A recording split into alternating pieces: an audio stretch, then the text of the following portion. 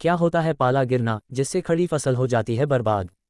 भारत में सर्दियों का मौसम अपने चरम पर चल रहा है।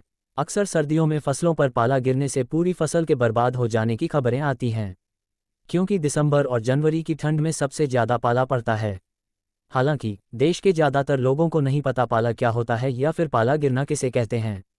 लोग ये भी नहीं जानते हैं कि पाला फसलों के लिए कितना हानिकारक होता है।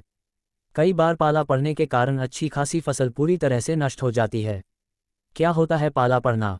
जब तापमान 0 डिग्री सेल्सियस या इससे नीचे चला जाता है, तब फसलों पर पाला पड़ने की संभावना ज़्यादा रहती है, क्योंकि 0 डिग्री तापमान पर जलवाष्प ठोस के रूप में जम जाती है।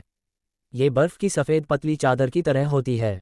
पौधों पर ठोस बर्फ़ के रूप में बनी इसी सफ़ेद पतली चादर को पाला कहते हैं। इससे फसल की ग्रोथ बढ़त रुक जाती है। अधिक पाला गिरने पर पौधे के फल और फूल पर प्रभाव पड़ता है। इन फसलों को करता है प्रभावित।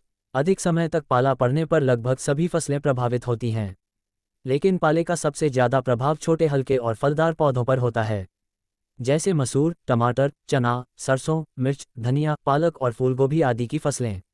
वहीं पाला बहुत दिनों तक पड़ता रहे तो गेहूं, अरहर और अलसी की भी फसलों को नुकसान पहुंचाता है। इसी के साथ ज़्यादा ठंड होने पर फसल में झुलसा भी लग जाता है, जिससे पौधे की पत्तियां और फल सिकुड़कर बदरंग हो जाते हैं। पाला पड़ने पर किसान ये बिल्कुल न करें। पाला पड़ने के दिनों में किसान अपने खेत में जुताई बिल्कुल भी नहीं करें, क्योंकि ऐसा करने से खेत की ज़मीन का तापमान कम हो जाता है। वहीं अगर आपके क्षेत्र में बारिश होने का पूर्वानुमान जताया गया हो तो किसान खेतों में सिंचाई न करें, क्योंकि खेत में ज़्यादा नमी होने पर सब्जियों वाली फसलों को नुकसान होने की संभावना रहती है।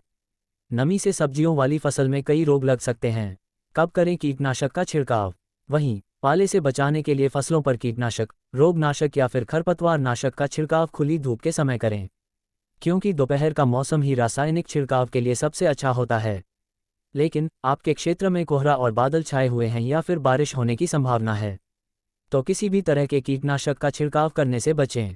विशेषकर जब फसल में फूल आ गए हों तो खेत में रासायनिक छिड़काव करने से परहेज करें, वरना दवाई के छिड़काव से फूल की बढ़वार ग्रोथ रुक जाएगी।